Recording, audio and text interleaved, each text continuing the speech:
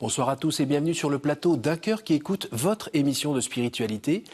Ce soir, je vous invite à découvrir Lucas Tierney qui vient d'éditer aux éditions Artege L'Évidence, itinéraire d'un incroyant converti. Bonjour Lucas. Bonjour. Merci d'être présent. Merci à vous. Merci pour votre livre.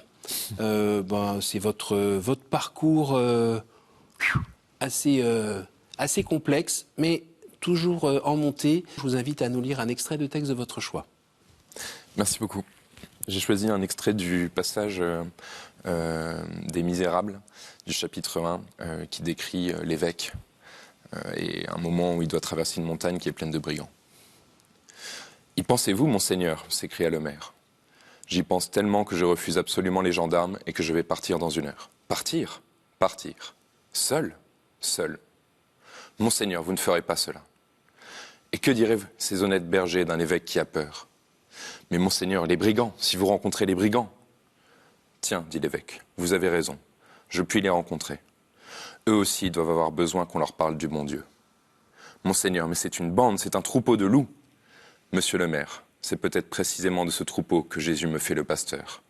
Qui sait les voies de la providence ? Il traversa la montagne et arriva sain et sauf chez ses amis les bergers. Il y resta 15 jours. Pour son départ, il résolut de chanter pontificalement un Te Deum. Mais comment faire sans ornements épiscopaux ? Bah, dit l'évêque, monsieur le curé, annonçons toujours notre Te Deum, cela s'arrangera. Comme on était dans cet embarras, une grande caisse fut déposée au presbytère avec tous les ornements et vêtements pontificaux, volés 1 mois auparavant. Dans la caisse, il y avait un papier sur lequel étaient écrits ces mots, « Cravate à Monseigneur bienvenu ». Quand je disais que cela s'arrangerait, dit l'évêque. Puis il ajouta en souriant, « À qui se contente d'un surplis de curé, Dieu envoie une chape d'archevêque. » En fait, j'ai choisi ce passage parce que il est plus court que mon livre et il résume ces grandes idées. J'en vois 3 principales. La première, c'était cette ouverture que peut avoir l'Église. Moi, cet évêque, quand je l'ai lu justement pendant la traversée de l'Atlantique, Les Misérables. Et je me disais, mais en fait, il n'y a limite pas besoin du Nouveau Testament. On a Victor Hugo qui décrit à travers cet évêque, c'est quoi la foi, quoi. Et cette ouverture me plaît beaucoup. On voit que, un peu avec, comme la parabole du bon grain, des mauvaises herbes, les brigands sont capables de choses très belles. Et j'aime aussi, bien sûr, ce rapport à la confiance, quoi. Tout le monde est là, apeuré, etc. Et l'évêque, lui, quand le doute survient, que la peur surgit, il sait qu'on a Dieu. Et il dit stop. Et ça, je pense que c'est quelque chose qu'on peut garder pour nous parce que, des brigands, on va en rencontrer chaque seconde, quoi. Ces inquiétudes, ces doutes, ces peurs. Et cet évêque, il nous envoie vraiment le message qui, je pense, est celui du Christ et que moi, j'ai découvert dans mon cheminement, en fait. Parce que même moi, j'avais peur tout le temps d'abandonner quelque chose, je ne savais pas vers quoi j'allais et aujourd'hui, ma vie a changé complètement, quoi. Alors, le livre commence délicieusement parmi les cigales. On y est, c'est beau, c'est du côté de Vence, on est bien, il fait chaud, la maison est belle. Et tout d'un coup, on éteint le chauffage et c'est le soleil qui s'éteint, c'est la tristesse, la misère et le froid qui rentrent dans la maison. Et vous partez, vous retournez en fait pour vos parents dans le Nord. Complètement. J'ai appris que l'enfant, c'est une éponge. Et en fait, c'est avec le recul, l'âge, les années qui passent qu'on se rend compte à quel point, des moments comme ça dans une vie, ça a des conséquences, quoi. Alors que l'enfant, il n'est pas dans l'analyse, il est dans le vécu. Et clairement, oui, vous avez raison. Il y a eu un moment de blessure, c'est certain. Et puis là, la situation est complexe. Votre père reprend une entreprise. Oui, complètement. Là, et se bat pour ça et ça le mange quasiment toute la journée. Complètement. Et votre maman gère pas très bien le changement de vie et elle disjoncte un peu. Hein. Oui, c'est un fait. J'avais une mère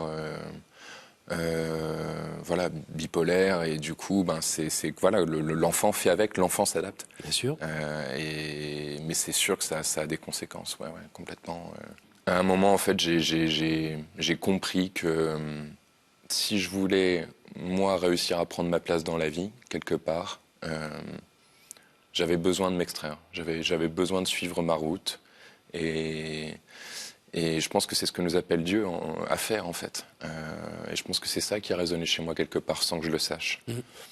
Moi, je dis ça, et mes parents, ils m'ont logé, ils m'ont aimé, ils ont payé mes études. À un moment, j'ai compris que chacun avait ses limites, et que les siennes, en fait, elles débordaient sur moi. Et que ça, c'était pas le rôle d'un parent. À 12 ans, c'est costaud. Ouais, c'est costaud. Mais quelque part, voilà, ça porte des fruits parce que j'ai pris une décision ce jour-là qui était celle de me construire seul, de quelque part, en tout cas à l'extérieur de mon foyer autant que possible. Et c'est ce qui a fait mon cheminement, en fait. Et je pense que c'est ce qui a été de loin le plus dur à abandonner, en fait, cet orgueil qui est né un peu comme un mécanisme de protection de cette relation. Là, on voit l'amour de la mère qui vous emmène Complètement. Près des yachts. Oui, complètement. C'est vrai que j'étais un peu tombé dans la marmite quand j'étais petit avec le métier de mon père. Et puis, ma mère avait quand même eu le souci de m'aider. Elle m'a toujours soutenu dans mes choix. Ça,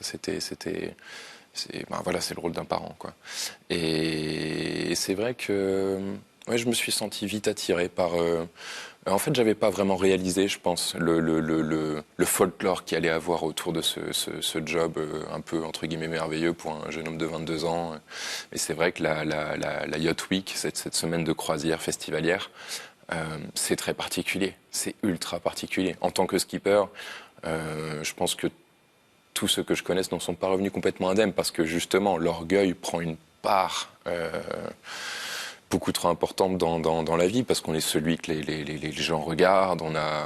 En plus, à l'époque, on était recrutés même pas sur notre niveau de voile. Enfin, la Yacht Week mettait en avant les skippers comme des produits, en fait. Et du coup, c'est très particulier. Et c'est vrai que 2 mois à ce rythme-là, changer d'équipage, être toujours dans la fête. Alors moi, j'ai adoré. Hein. Bon, c'est là que j'ai rencontré... voilà, finalement c'est drôle parce qu'on nous appelait un peu les Sodome et Gomorre de Croatie et pourtant c'est là qu'il y a eu un élément perturbateur, quoi. Et je trouve ça drôle, en fait, parce que moi je me dis on voit bien que Dieu il nous prend là où nous sommes selon qui nous êtes, enfin selon qui nous sommes, quoi. Et quand je relisais l'Exode. Je vois Moïse qui est quelqu'un de violent, qui pareil, il sait pas trop quoi faire avec son propre caractère, en fait. Et il est devant Dieu, et il dit mais moi je bégaye. Et à chaque fois, en fait, Dieu il l'a pris tel qu'il était, il a fait de cet engagement ce qui est devenu Moïse, et en fait ce qui s'applique à Moïse s'applique à tout le monde, quoi. Et alors voilà. vous êtes dans cette phase-là, dans les excès, la fête, les filles, le machin, tout ça, enfin c'est à 300 à l'heure. Ouais. Et vous allez y revenir plusieurs fois, hein. Ça va durer un petit moment. C'est ça. Donc oui, c'est vrai que ça comble toutes les sources de reconnaissance, en fait, qu'un jeune peut avoir actuellement, en fait. À moins d'avoir été bien éduqué. En fait, moi, je suis un peu tombé dans cette forme de piège, entre guillemets, quoi. Bon, après, je regrette pas. Et vous avez rencontré qui là-bas ? Voilà, oui, exactement. Ça, c'était... j'ai jamais compris. Enfin, si, je sais ce qu'il est venu y faire. Lui, il était là pour des raisons économiques. François Pinsac, qui était mon seul ami catholique. Et c'est vrai François avait quelque chose, que ce soit les mecs, les filles, il passait pas inaperçu. Alors lui, il vous parlait de chasteté. Ouais, clairement, là je me disais... mais il vous parlait de messe le dimanche. Ouais. Je me disais... Alors vous qui étiez plutôt de sensibilité, on va dire, anticléricale, pour le dire joliment, qui remettait en cause tout cet... Puis là, c'est quoi ce Dieu qui laisserait souffrir les gens, qui... il y avait François en face, tranquillou, qui disait ce qu'il avait à dire, et qui pour autant n'était pas quelqu'un qu'on ne voyait pas, comme vous disiez. Lui aussi avait son succès auprès des filles ou auprès des gens, et ça n'empêchait pas. Et très cool, très détendu.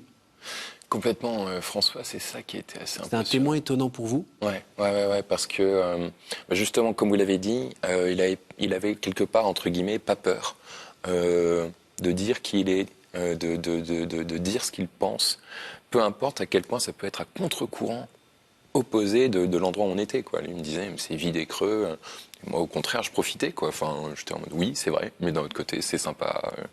Et du coup, voilà, je vivais le truc à fond. Lui aussi, il l'a vécu à fond, mais en gardant ses valeurs. Et ça, c'est vrai que ça détonne. Dans un endroit pareil, ça détonne. Et je crois que c'est ce qui m'a interpellé chez lui, en particulier. Vous avez passé de nombreuses années, au moins 5 ans, avant que ça porte un peu plus de fruits, à chercher quoi? À chercher des raisons de, je pense, pouvoir faire confiance. Parce que la plus grande barrière, je pense, de tout le monde, enfin voilà, c'est notre orgueil. Et moi, l'idée de me dire qu'il y avait quelqu'un qui me connaissait mieux que moi, à qui je pouvais remettre ma vie, parce que c'est ça, la position de chrétien, c'est une position d'abandon. Pour moi, c'était impossible. Moi qui étais, comme vous l'avez dit, dans le contrôle, dans la poursuite, l'idée de lâcher prise, c'était de loin le plus dur. Et c'est un combat intérieur. C'est pour ça que j'ai axé le livre sur ce sujet, quoi. C'est un chemin, c'est de l'intime. Et c'est pas des leçons de catéchisme, quoi. C'est un chemin intérieur qui fait que est-ce qu'on est capable de vraiment ouvrir la porte de son âme à quelqu'un d'autre, quoi. Et Alors vous avez des belles rencontres sur votre chemin, hein? oui, vraiment. Et je crois que c'est ça qui a fait que j'ai gagné cette confiance. Parce que les rencontres, c'est concret. On en ressent les bienfaits. Et très clairement, c'est vrai que ce cheminement est intéressant pour ça. À chaque endroit, il y avait la bonne personne au bon moment.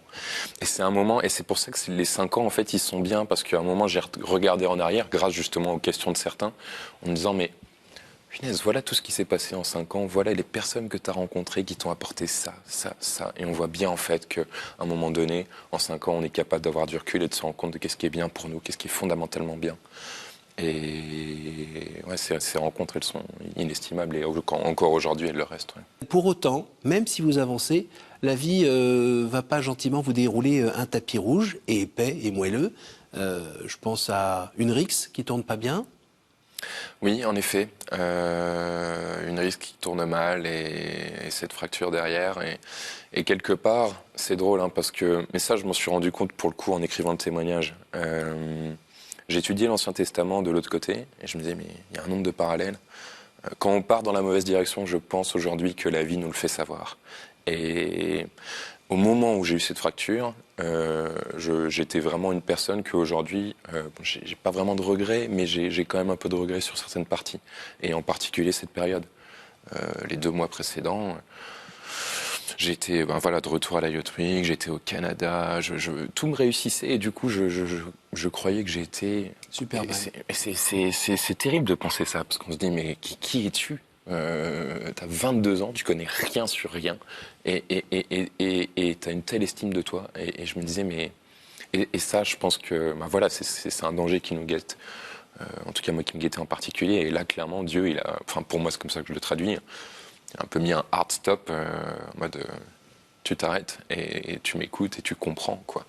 Et ça n'a pas suffi. Il y a eu des complications après l'opération parce qu'au départ justement en voyant ça, du coup je réalise que je me mets encore plus en position de je suis le plus fort.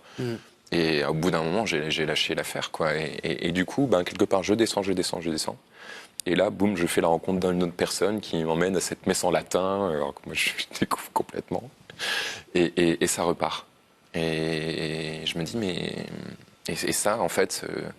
Alors après, vous en reprenez un pas mal aussi avec la traversée de l'océan Atlantique. Oui. Pour ramener un bateau après une course, c'est ça? En fait, pour convoyer un bateau en Guadeloupe. Et oui, là, clairement, quelque part, j'ai bien aimé cette expérience parce que elle m'a fait comprendre que la foi, alors certes, ça change une vie, ça fondamentalement. Mais ça nous met pas à l'abri des épreuves. Et voilà, c'en était une. Et c'était intéressant comme acte de foi à poser, parce que j'ai tellement souffert pendant cette traversée avec cette personne. On va dire souffrance psychologique. Souffrance psychologique complètement.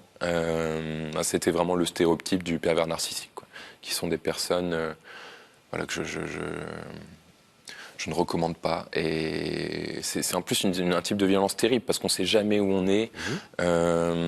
Surtout sur cet espace, c'est quoi, c'est 9 mètres carrés ou... Exactement, ouais. On est exactement là-dessus. Alors déjà, j'avais de la chance parce que c'était quand même un catamaran, donc moi je pouvais me mettre à la barre, lire, voilà, justement les Évangiles, les Misérables, et puis lui il était de l'autre côté, mais c'est ultra fatigant, quoi. Parce que c'est vrai, il n'y a pas d'échappatoire, et c'est souvent comme ça que ces personnes se définissent, quoi. Ils créent un lien de dépendance autour d'eux, et là en fait on peut pas partir d'un bateau en plein milieu de l'Atlantique, quoi. Donc il faut se protéger. Moi j'ai compris à un moment qu'il fallait me protéger, qu'il fallait pas céder à la violence justement parce qu'en fait c'est potentiellement ce que ces personnes pouvaient chercher. Donc une vraie épreuve de foi et je suis content de la vivre parce qu'aujourd'hui quand je vois que du coup entre guillemets c'est pas que j'en ai triomphé mais en tout cas je suis passé entre les mailles du filet, ça a été une belle expérience. Grâce au Seigneur ? Grâce au Seigneur complètement. Et puis surtout, j'ai été très heureux de me rendre compte à quel point, encore une fois, Marie-Hélène, ma marraine de baptême, a été capable de me dire comment accueillir une expérience comme celle-ci. Parce que des personnes mal intentionnées, on va rencontrer tout le temps dans notre vie. Et la question, c'est comment est-ce qu'on réagit en chrétien face au mal, quoi. Et elle m'a dit, tu peux pas partir sans dire la vérité, quoi. Et voyez cette vérité, du coup, je l'ai dite. Au gars, face à face ? Face à face, droit dans les yeux. Je lui ai dit, voilà telle personne que tu as été. Mais je lui ai aussi dit, voilà de quoi tu es capable. Et j'avais 3 exemples où je voyais que cette personne était prisonnière de ce mal-être. Et je suis sûr qu'elle était capable de rédemption, quoi. Et ça, bon, déjà, moi, ça m'a fait du bien de le dire. Je pense que lui, il était sacrément surpris. Et puis surtout, ça fait énormément du bien aux autres. Et je pense que c'est un peu ça la place des chrétiens pour moi. On doit être en première ligne. On a quelque chose que les autres n'ont pas, dont on a la charge, je trouve, de faire connaître. Et si on n'occupe pas cette place, où sommes-nous, quoi ? On voit bien que pendant une bonne partie du livre, vous êtes coupé en deux. Complètement.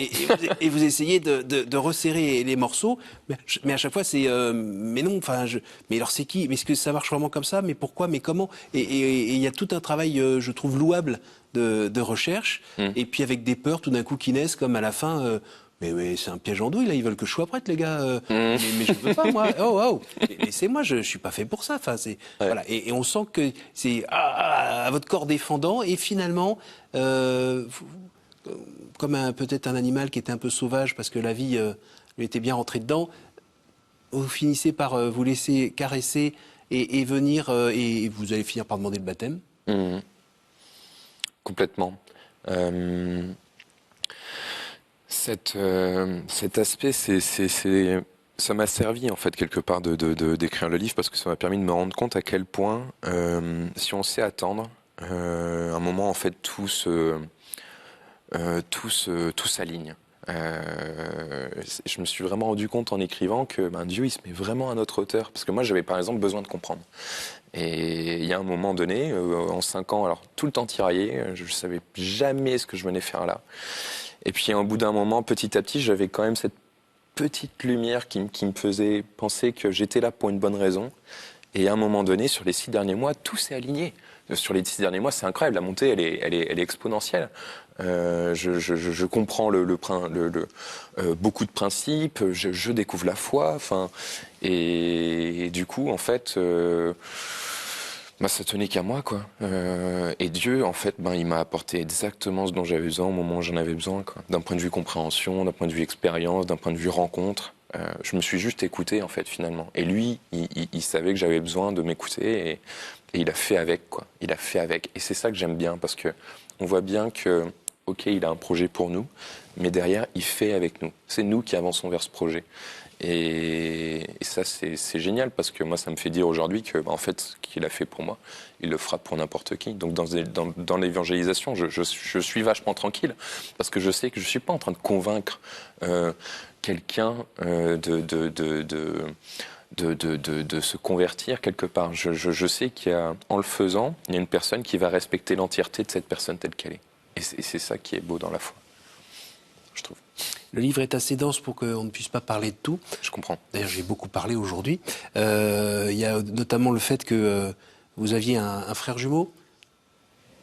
Oui. Une expérience dont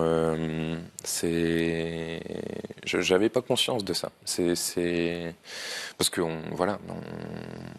dans ce pays aujourd'hui,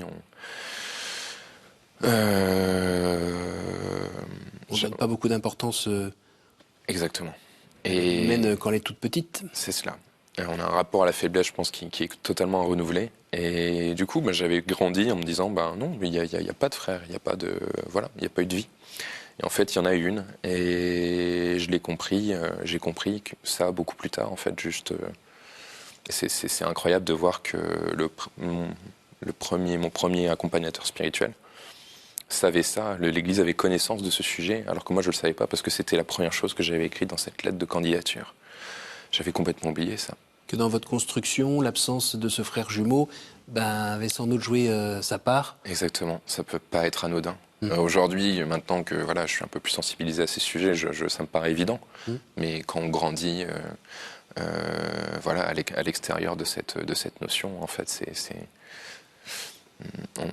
on l'occulte. Et l'Église le sait. L'Église, elle est experte en humanité et on le voit bien. On l'a vu dans ce cheminement, quoi. Donc ouais, il y a une libération. Et vous entendre dire ça, en lisant le livre, on voit bien tout le trajet que vous avez fait intellectuel et avec votre cœur aussi pour pouvoir dire aujourd'hui l'Église est experte en humanité. C'est pas ce que vous aviez entendu à la maison, c'est pas ce que vous professiez jeune homme. Et vous avez fini par vous en rendre compte. Ça, c'est vraiment un témoignage très fort. Oui, c'est ça qui est intéressant, je trouve. C'est que j'ai fait mon propre avis et à un moment donné, en fait, c'est ça qui a fait que je me convertisse. C'est quand j'ai découvert que l'Église, en fait, pour défendre les valeurs que j'avais, elle était plus cohérente que moi, quoi. Puis on vous a pas poussé dans le dos? Non, complètement. On a toujours respecté ma liberté, mon temps. Et ça, j'étais surpris. Je m'y attendais pas. Parce que forcément, quand on est athée, on se dit que l'Église, elle tient parce qu'il y a des personnes qui sont dedans. On n'imagine pas Dieu comme une possibilité.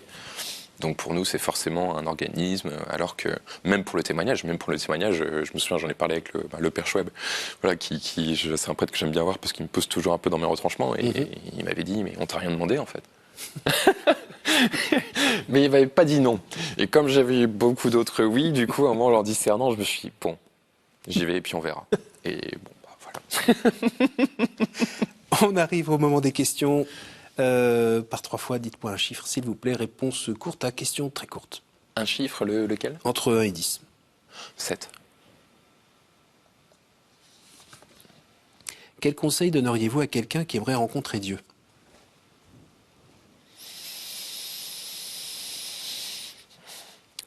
J'opte pour la confiance. Après, c'est facile à dire. Mais c'est le plus important. Savoir qu'il prendra la personne là où elle en est, quoi. Ça peut paraître incroyable, mais c'est tellement juste. J'ai envie de lui dire, sois toi-même en fait. Sois toi-même en confiance avec le fait que tu seras encore plus toi-même dans un cheminement de foi, quoi. Et là, je parle de la foi, mais je ne parle pas de tous les à côté que la personne va découvrir avec l'Église, qui vraiment, moi, m'a appris, m'a donné une éducation. Elle m'a fait discerner c'est quoi le bien, c'est quoi le mal. Et c'est une très belle culture.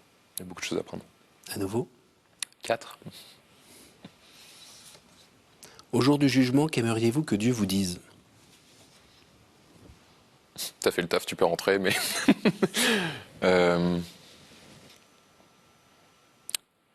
J'aimerais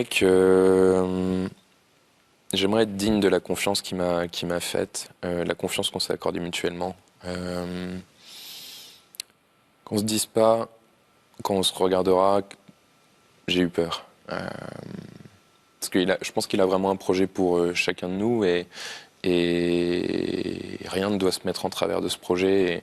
Et je trouve que ce serait trop bête d'arriver en face de Dieu et de se rendre compte à quel point, voilà, il est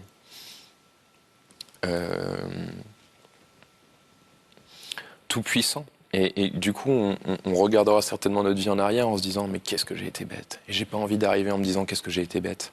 Et j'aimerais bien qu'ils me le disent pas. Une dernière? 2. Y a-t-il une parole que vous regrettez de n'avoir pas dite à quelqu'un?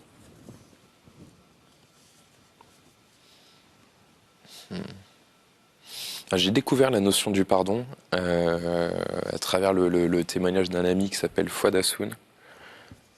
C'est ce qui me vient parce que je pense que le pardon, c'est inépuisable. Alors, je n'ai pas comme ça un exemple concret de personnes à qui j'ai pas encore pardonné.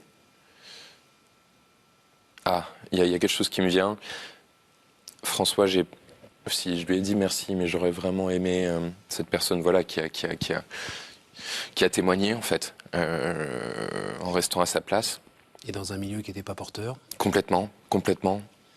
Quelle force. Et j'aurais aimé lui dire un vrai grand merci. J'aurais bien aimé qu'il voit ce projet aboutir, c'est sûr. Ça m'aurait vraiment fait plaisir. Bon, on peut croire que là où il est... Complètement, complètement, c'est vrai. Il doit voir un peu ce qui se passe. Oui, c'est sûr. Je suis sûr qu'il va y aller. Merci Lucas. Merci beaucoup d'être venu. Merci pour ce livre. Je dois noter que j'ai beaucoup aimé comme il avait été écrit. Ok, très bien.